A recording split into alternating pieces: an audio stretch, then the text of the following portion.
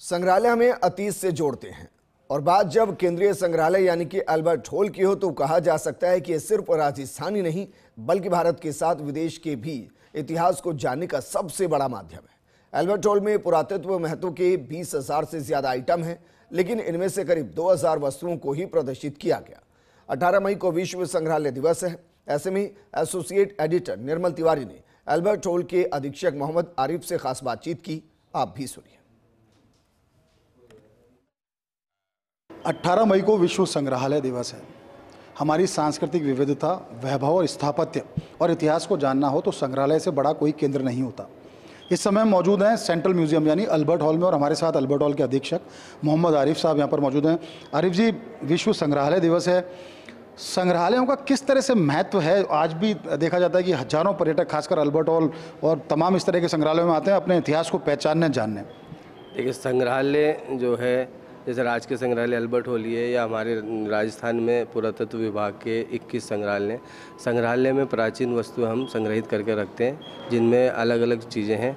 जैसे Albert hall museum है, इसके अंदर हमारी जैसे अपन अभी जहाँ खड़े हैं ये स्कल्पचर गैलरी है, तो इसके अंदर विभिन्न प्रकार की 4वीं-5वीं शताब्दी से लेकर के 15वीं शताब्दी की तक की मूर्तियाँ और मंदिर के खंड अलग अलग प्रदर्शित किए हुए हैं। ये भी अलग अलग पत्थर के हैं, कुछ बलुआ पत्थर के हैं, कुछ मार्बल की उस पे हैं, जैनी मूर्तियाँ भी यहाँ हैं।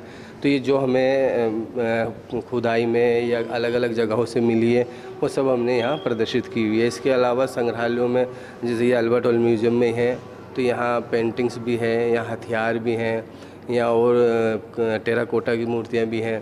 हथियारों में विविध प्रकार के हथियार हैं।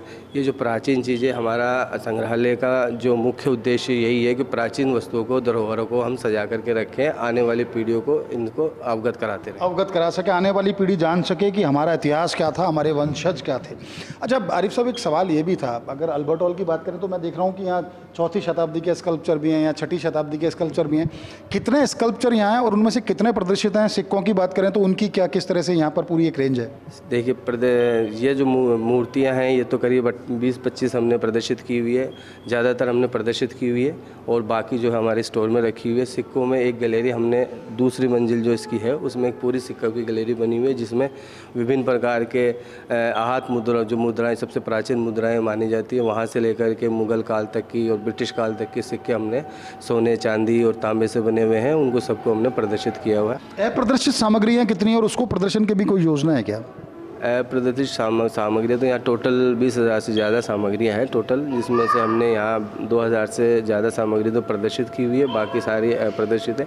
तो सभी को इतनी जगह भी नहीं होती कि उनको सभी को प्रदर्शित की जाए, और जो होती है टाइम टू टाइम हमें लगता है कि भाई कुछ को चेंज करना चाहिए तो हम चेंज भी करते रहते हैं। एक साथ सबको प्रदर्शित करना संभव ही नहीं है। चलिए, धन्यवाद आरिफ जी।